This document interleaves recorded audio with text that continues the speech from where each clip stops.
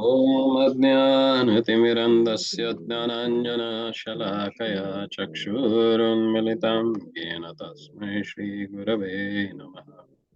श्रीचैतन्यमनोभीष्टं स्थापितं येन भूतले स्वयं रूपा कदा मह्यं ददाति स्वपदान्तिकम्। वन्देऽहं श्रीगुरोः श्रीयुतपदकमलं श्रीगुरून् वैष्णवान् च श्रीरूपं सागरजातं सहगणरघुनाथन्वितं तं सजीवं साद्वैतं सावधूतं परिजनसहितं कृष्णचैतन्यदेवं श्रीराधा कृष्णपादान् सहगणललिता श्रीविशाखान्वितां च ॐ विष्णुपादाय कृष्णपृष्ठाय भूतले श्रीमते भक्तिवेदान्त स्वामिने नामिने नमस्ते सरस्वती देवे गौरवाणी प्रचारिणे निर्विशेष शून्यवादी जय श्री कृष्ण चैतन्य प्रभो नित्यानंद श्री अद्वैत गदाधर श्रीवासदि गौर हरे Krishna Krishna Krishna Hare Hare Hare Ram Ram Ram. So today we'll start from the first verse of ISHOPANISHAD. Already we have discussed invocation, where Prabhupada clearly explains about why Vedas are divided into different parts, and then he speaks about how everything that comes from the Lord is absolute. So in this particular verse, where it is clearly explained in ISHOPANISHAD that everything belongs to the Lord, and whatever assigned for you, you have to enjoy that much only. You don't, whatever you deserve, that has already supplied by the Lord, so you have to satisfied with that. So here the verse goes like this: ईशावास्यम idam sarvam yat kinchit jagatyam jagat tena tyaktena bhunjita magrita tasya svidhanam. Everything, animate or inanimate, that is within the universe is controlled and owned by the Lord. One should therefore accept only those things necessary for himself, which are set aside as his quota, and one should not accept other things, knowing well to whom they belong. See, generally, the tendency of a conditioned soul being in this world is he considers himself as a Ishwaroham Aham Bhogi. He is the enjoyer of the things that he is seeing around him. But it's not like that, because that sort of a consciousness makes us suffer in this world. Why? Because we think we are in control, but actually we are not in control. We get controlled by someone. And Prabhupada explains in this purport, who really controls us? So the purport starts where Prabhupada says that Vedic knowledge is infallible because it comes down through the perfect disciplic succession of a spiritual master, beginning with the Lord himself. Since he spoke the first word of a Vedic knowledge, the source of this knowledge is transcendental.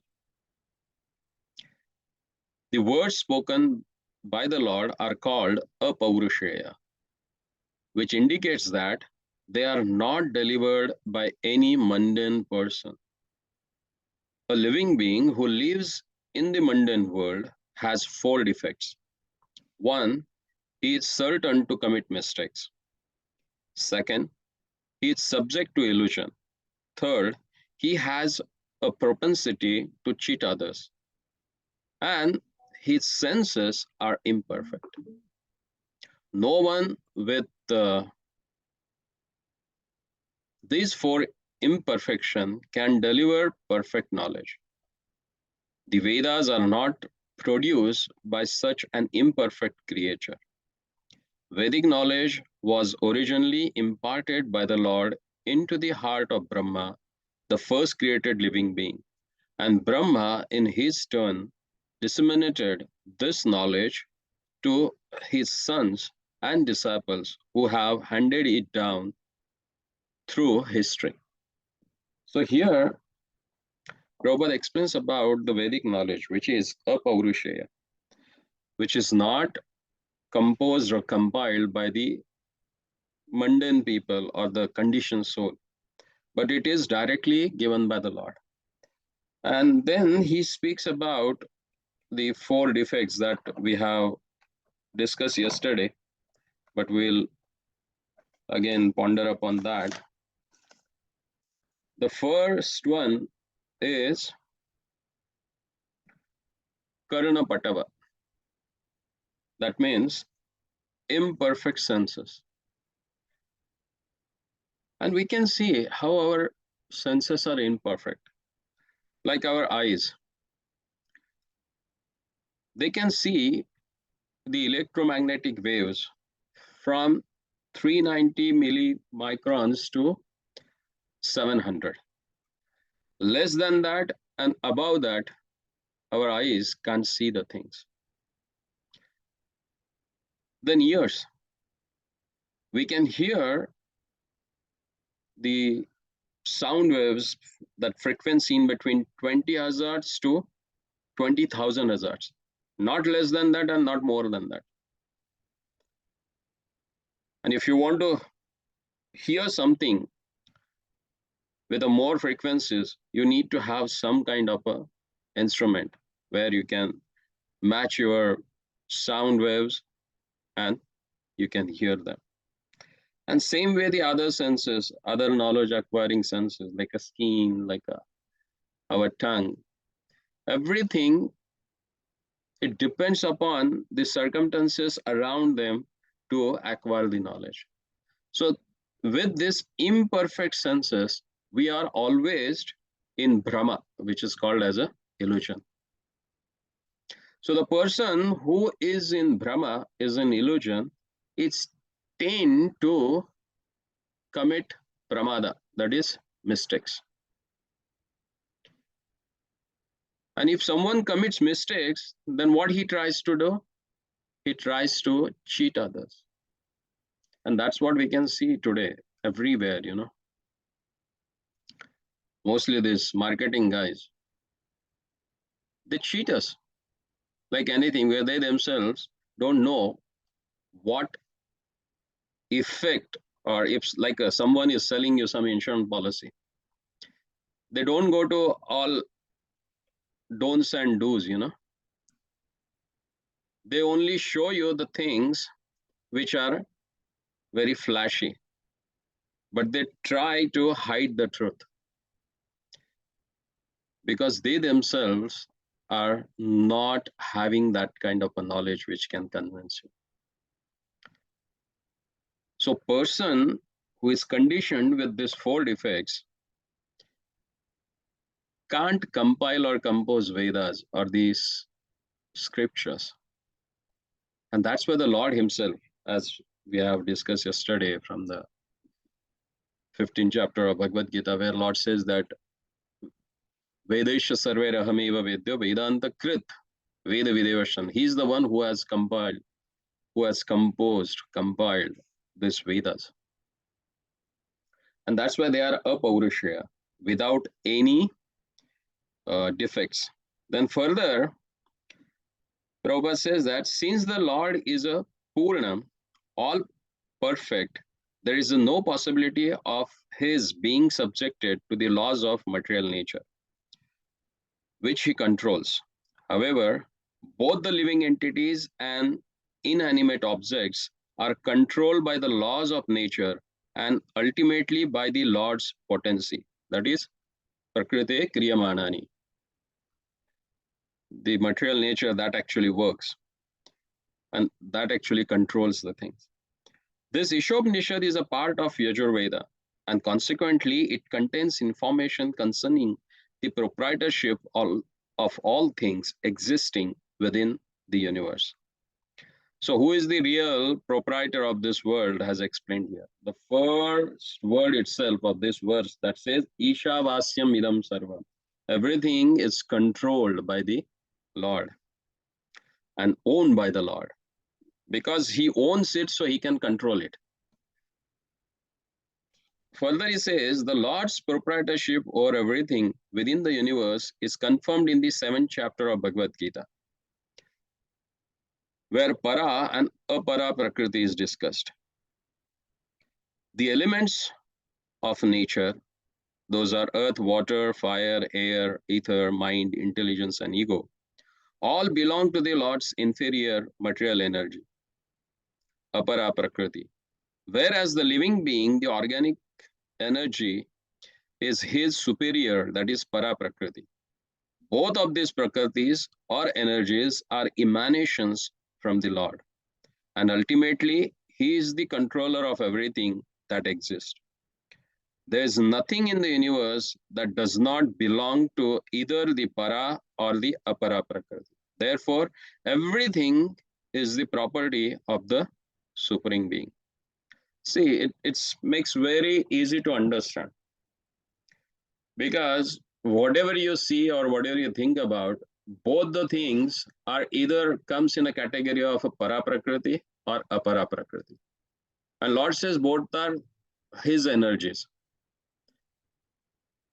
So all those belongs to him. So everything come under those energies is again controlled by the Lord. So it becomes easy to understand how he controls each and everything in this world. Can you read the next para? Nityanandra? Prabhuji, I'm still not able. Which paragraph, Prabhuji? Which one? Let's start. Is the Supreme Being. In the second verse only, Prabhuji? Text number 1. Oh, text number 1. We completed yesterday, right? We did invocation yesterday. That is Purnamada Purnamida. Sorry, Prabhuji. That's My goodness. That's what I'm struggling. I'm in second verse. Where am I? What am I? I thought that is the first verse. Sorry, bro.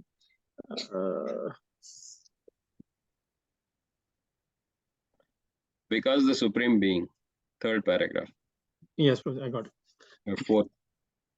Because the Supreme Being, the absolute personality of Godhead, is the complete person. He has complete and perfect intelligence to adjust everything by means of his different potencies.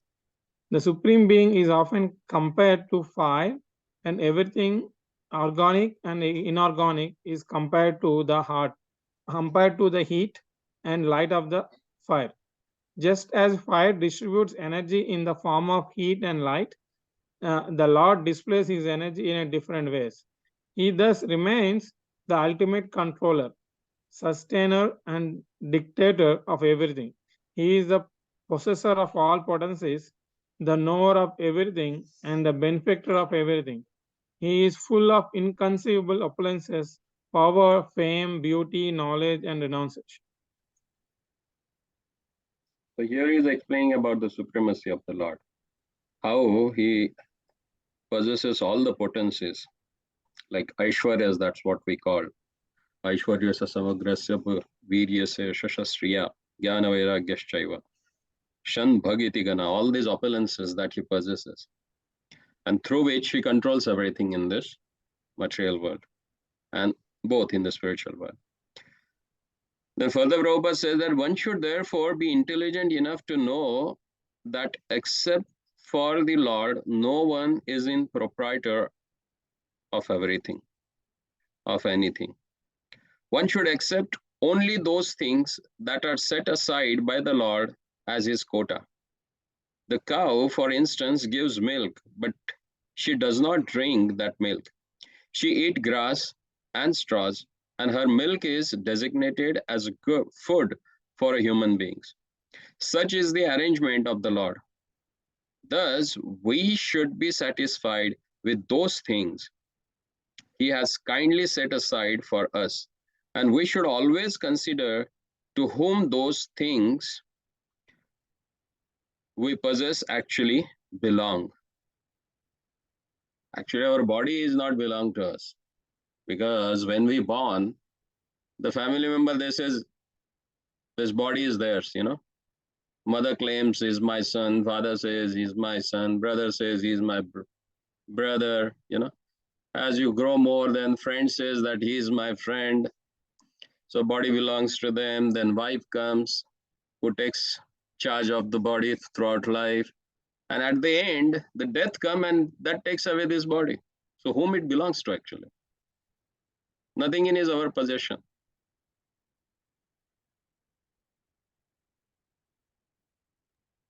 Then Prabhupada gives Prabhuji, example further. Prabhuji, one doubt, Prabhuji. Yeah, go ahead. Prabhuji, here, his quota means is it in the perspective of like natural resources we should be used in the way Lord has provided, not like in demonic way, slaughtering the cows, and in not that way, or else like atyahara way, like however much you need, only preserve that much and don't save extra. See, here thing is that whatever is meant for you, that will come according to, as in the Srimad Bhagavatam, 5th canto, Prahlad Maharaj says, Deha yogina dehina. When you got this body has set aside your quota of suffering and enjoyment. That you have to accept it. Either you have to enjoy that much comfort, or either you have to suffer for discomfort. So that is assigned. Once you take this body, once someone has conceived in mother's womb, his quota is assigned. He is not going to get a single penny more than that and less than that.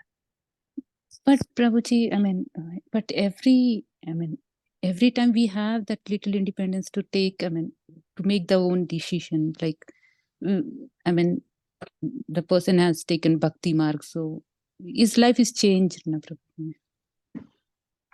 See, when you take a devotional service also, whatever suffering you have to go through, that you have to go through. Oh, okay.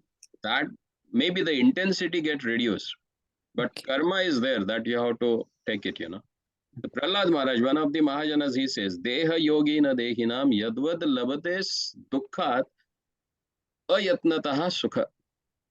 For suffering, we never endeavor for. We don't go to temple and ask for the sufferings, we go to temple and ask for the happiness. But whatever assigned for us, we get it. Get it. One should be clear in his thought and mind that my quota is already assigned and I should be content with that. If I hanker more than that, then I have to suffer. And how about chanting gets rid of all the sinful reactions? Yeah. Where does it fall? You need to do that kind of a chanting, Okay. So even inattentive chanting doesn't give us any benefit? That gives you a pious credit that you may enjoy in next life, or maybe sometime Okay. this life also. Thank If you you. take the holy name like a Haridas Thakur. without any offenses, then it burns immediately all the karma, Yeah. But still, let me tell you one nice story to explain this karmic situation. And people generally think that once I come to a devotional service, my all karma gets burned out, Then why I have to suffer? But there is a nice devotee called Madhav Das in Jagannath Puri. And he was very much dear to their lordship. Lord Jagannath used to come and play with him. So at the dead end of his life, he was like almost 95, 96 years old. He was very sick. He got loose motions. So he was not able to get up and answer the nature's call. So he used to pass stool and urine, everything in the bed. In the beginning, one of his disciples, he took care of him, So he used to come and clean the things. And in the beginning, considering as a spiritual master and other than the direct representative of the Lord, he used to come immediately. If he calls him, he used to come immediately. After a few days, he then he need to call him like a twice or thrice, and then he used to come and attend. So Lord saw that thing. And then Lord took the form of his disciple. And Lord Jagannath himself used to come and clean his potty. So like it happened for 2-3 days, and Madhavdas got surprised. When the 4th day he called upon and the Lord came, did his service, then immediately he caught hold the hand of the Lord and he said, I know who you are. You're not my disciple, you're my master. But why you're doing this? If you want, you can get me rid of this body. Then Lord tells him that, Madhava, you got this body and this body need to suffer for this kind of a thing. Otherwise, you have to take another body and come back and finish this quota. So better that you should finish it off right now and get pure and come to me. So it is with the Madhavdas, with whom Lord used to come and play around, you know. I want to speak of us. The way we chant, it's not a cry for a mother, you know. It's cry to keep ourselves awake. So once you have that kind of a chanting, then that burns away all the, and we don't know, you know, how many lifetimes, what are the karmas that we have done? How much mountains of karmas they are standing behind us, either to enjoy or either to suffer, because both are same in this material world, whether sufferings or enjoying, both are meant to make us suffer only, bound here. And that's why to get rid of us from all these things, this knowledge has given. Make sense? Yeah, thank you so much, Prabhuji. In the modern society, there is always a great quarrel between the laborers and capitalists. This quarrel has taken an international shape, and the world is in danger. Men face one another in enmity and snarl just like a cats and dogs. Sri ISHOPANISHAD cannot give advice to the cats and dogs, but it can deliver the message of Godhead to man through the bona fide acharyas. Generally, Prabhupada used to give a nice example for this cats and dogs mentality. The TSA guys, you know, or immigration officers at the border, when you enter, they block you. You're entering in my country, you know. How come? Why you are coming? What is the necessary to come to our place? And if you have seen, if you have observed that thing in a childhood, even the dogs, they mark their own area, you know, where they live. They go and urinate at the poles and the corners of the place where they stay. So that the other dog, when he comes, he smells that and he goes away from there. And if he enters, then that barking is going on. So same way, because we don't have understanding that everything belongs to Lord, we try to possess and put our own label on everything. And that's the real cause of this communism and this social disturbance in the whole society. Or Prabhupada says, as it is taking an international shape, you know, people are fighting for that, making themselves enemy of each other. And Prabhupada says the human race should take the Vedic wisdom of ISHOPANISHAD and not quarrel over the material possessions. One must be satisfied with the whatever privileges are given to him by the mercy of the Lord.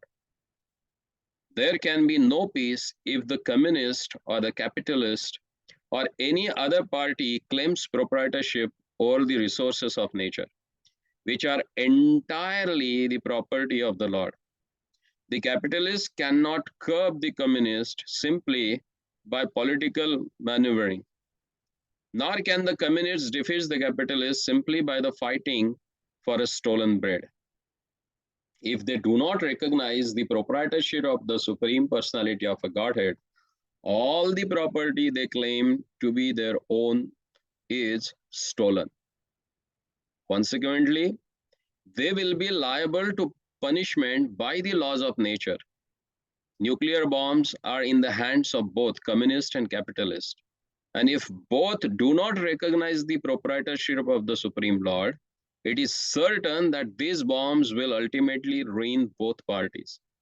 Thus, in order to save themselves and bring peace to the world, both parties must follow the instruction of ISHOPANISHAD.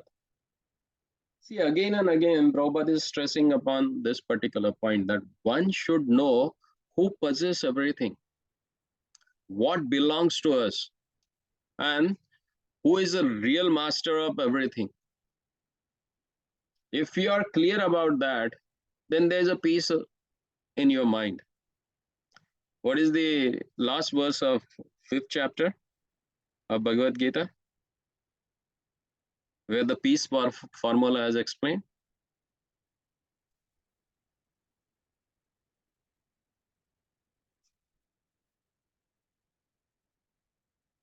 Who can attain peace?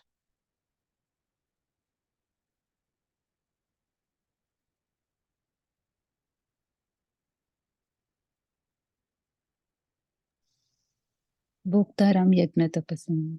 Sarvaloka Maheshwara. Loka Maheshwaram. Suhritam sarvabhutanam. Gnatva shantim rachati. The person who knows that Bhoktaram Sarva Yajna Tapasam, the enjoyer of all yagyas and tapasyas is who? The Lord The Himself. Lord himself. That person can attain peace of mind. So one who knows that everything belongs to the Lord, he is eligible to have a peace of mind. Makes sense?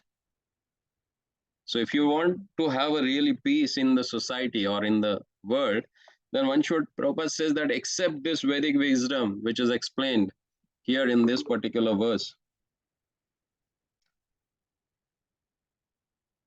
It is wrong, however, to think that simply by becoming vegetarian, one can avoid transgressing, the standard of life for human beings cannot be applied to animals.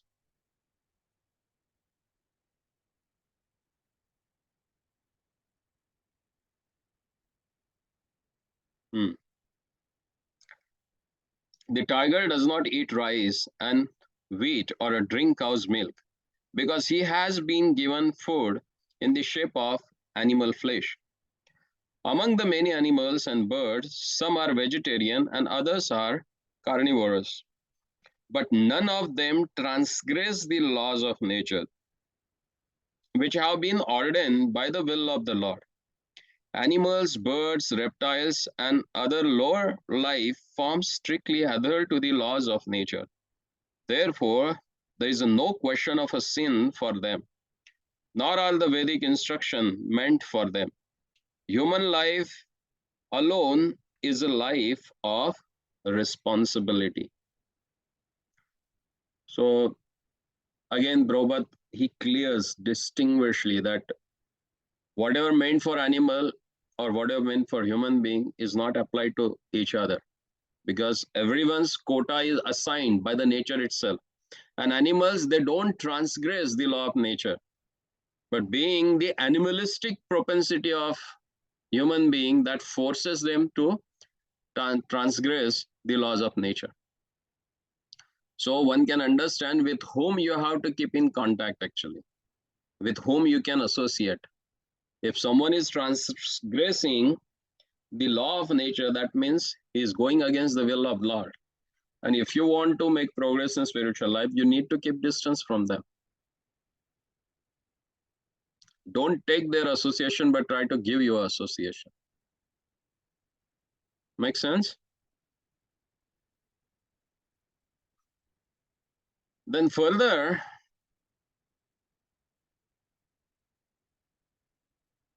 Prabhupada says that it is wrong, however, to think that simply by becoming vegetarian, one can avoid transgressing the laws of nature. Vegetables also have a life. And while it is nature's law that one living being is meant to feed on another, for human beings, the point is to recognize the Supreme Lord. Thus, one should not be proud of being a strict vegetarian. Animals do not have developed consciousness by which to recognize the Lord, but a human being is sufficiently intelligent to take lesson from the Vedic literature and thereby know how the laws of nature are working and derive profit out of such knowledge. If a man neglects the instruction of the Vedic literature, his life becomes very risky. A human being is therefore required to recognize the authority of the Supreme Lord and become his devotee. He must offer everything for the Lord's service and partake only of the remnants of food offered to the Lord. This will enable him to discharge his duty properly.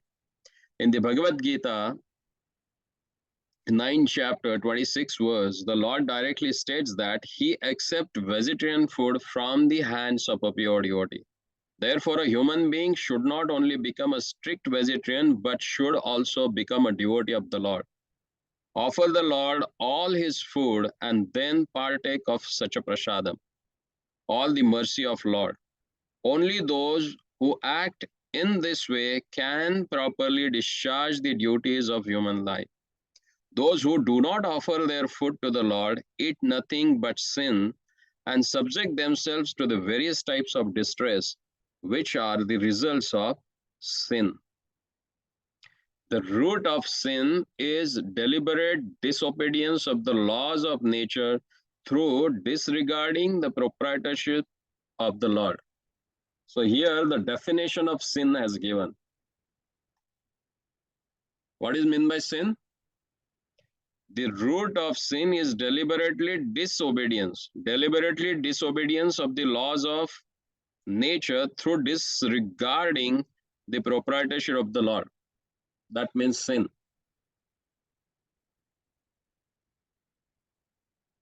Mark it down so you can remember that what is the definition of sin. Disobeying the laws of nature or the order of the Lord brings ruin to the human being. Conversely, one who is sober, who knows the laws of nature and who is not influenced by the unnecessary attachment or aversion is sure to be recognized by the Lord and thus become eligible to go back to Godhead, back to the eternal home. So thus ends the purport by Prabhupada to this particular verse. So what we can learn from this verse is that who is the real proprietor and what belongs to us, that we need to understand. Because this verse actually, it says clearly that Ma gridha kasya swidhanam. Ma gridha. What should not endeavor more to gain what is not his. If it does not belongs to you, then why you have to endeavor for that? And generally we get caught up in these things only because of this advertisement of material enjoyment is going on everywhere, every second. That makes us think that I should enjoy this. But one should know that Ishavasam idam sarvam yat kinchit jagatyam jagat tena tyaktena bunjana. That is only which is meant for you, you should enjoy it, And someone who understands that, then what happened to that person has explained in the next verse. If someone has this sort of a consciousness and understanding, then there is has a great meaning for that person to live long. Otherwise, living long is just creating another bunch of or a bundle of a karma to suffer in the next life. And what Prabhupada explains about that, we will discuss in next session. So, do you have any question or any query about this? Then we can go for the text number 2.